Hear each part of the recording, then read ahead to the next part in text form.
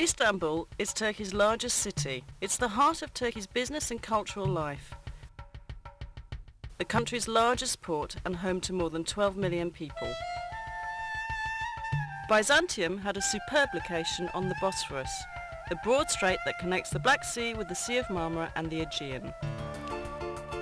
Roman Emperor Constantine I chose Byzantium as his new imperial capital. He ordered his builders to construct a great city of wide boulevards, spacious public squares and grand palaces. It was designated as the New Rome in 330 AD and named after him, Constantinople. 2 centuries later, in 537 AD, Emperor Justinian the Great inaugurated his greatest building project, the Church of the Holy Wisdom, or Hagia Sophia. Set on a hill overlooking the Bosphorus, right where the pagan temple of Byzantium once stood, the great church was the largest and most magnificent building in the entire world at the time. The Byzantine Church of the Holy Saviour of Ankara, built in the 11th century, is very different. A small, beautifully decorated church that was built as the centre of a monastic complex. Located near the city's massive land walls, it boasts the finest Byzantine mosaics in the entire region. The frescoes in the Paracelsian chapel were the product of a new Byzantine art movement, which paralleled the Italian Renaissance. The church is now a museum. Near Hagia Sophia was the city's hippodrome, a place for public games, tournaments, chariot races and special events. Along its spina, or central dividing line, are the great relics of the past. An Egyptian granite obelisk brought by ship from the Nile. A bronze serpentine column, once topped by 3 serpent heads. The column of Constantine, which in Byzantine times was covered in plates of gleaming bronze. The armies of Sultan Mehmet II conquered the imperial city in 1453, putting an end to the Byzantine Empire. The Ottoman sultans beautified their new capital, constructing great buildings that rivaled those of the Byzantines.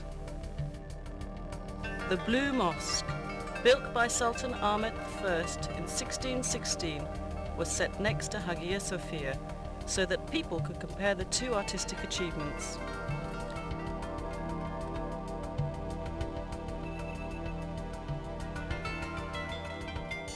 The Sultan endowed his great imperial mosque with many other buildings to serve the people.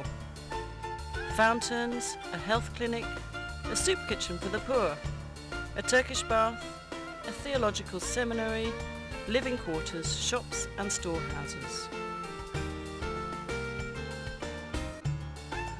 Topkapi Palace, known as the Seraglio to Europeans, was the home of the imperial family and the centre of the empire's government.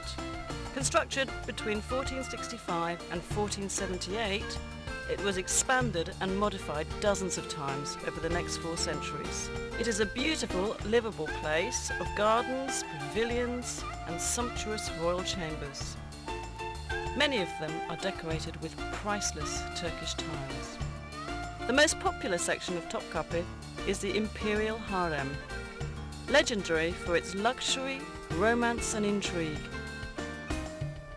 Mozart wrote his famous opera, The Abduction from the Seraglio, about it, and many other artists have let their imaginations fly with visions of what went on there. Located on major trade routes, Istanbul has always been an important commercial city. The Grand Bazaar, with its 4,000 shops, is among the world's most fascinating markets.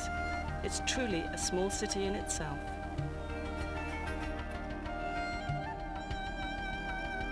Nearby on the Golden Horn is the Egyptian or Spice Bazaar, known in Ottoman times as the place to buy exotic spices and herbs to be used in cooking or as traditional medicines.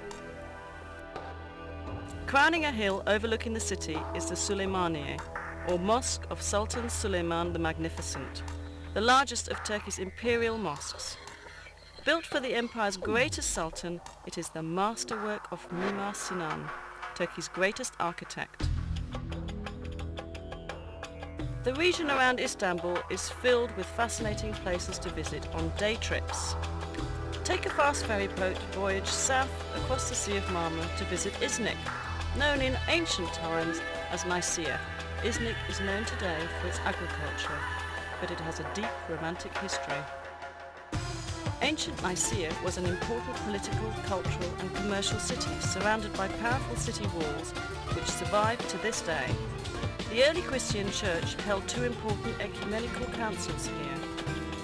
At the first council of Nicaea, held in the year 325 at the church of Hagia Sophia, theologians set the stage for the adoption of the Nicene Creed. A short drive south of Iznik brings you to Bursa, a large and growing city clinging to the side of the Bithynian Mount Olympus. Bursa was already ancient when, in 1326, the Ottoman Sultans chose it as the first capital of their rapidly expanding empire. They beautified their new capital with fine public buildings, including the Ulu Cami, or Great Mosque. Dating from 1396, it is the oldest Ottoman mosque still standing.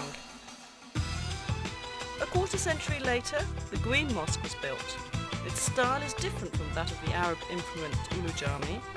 The Green Mosque and neighbouring buildings, a royal tomb, a theological seminary and a soup kitchen for the poor, give us a glimpse of what Ottoman architecture would achieve during the coming centuries. Since ancient times, Bursa has been at the centre of Anatolia's silk trade. Much of the trading takes place in the historic Kozahan. The ultrafine silk thread is dyed and woven into brightly coloured Bursa scarves, shawls, blouses and other garments. Perhaps the most beautiful products of all are the fine Turkish carpets woven of pure silk or a blend of silk and wool. West of Bursa's city centre is the suburb of Çekirge, famous for its hot mineral springs. The Romans enjoyed these baths, as did the Ottomans, who restored and improved the facilities. And in a few hours you'll arrive at the Dardanelles, the historic strait which connects the Aegean and Mediterranean seas with the Black and Marmara seas.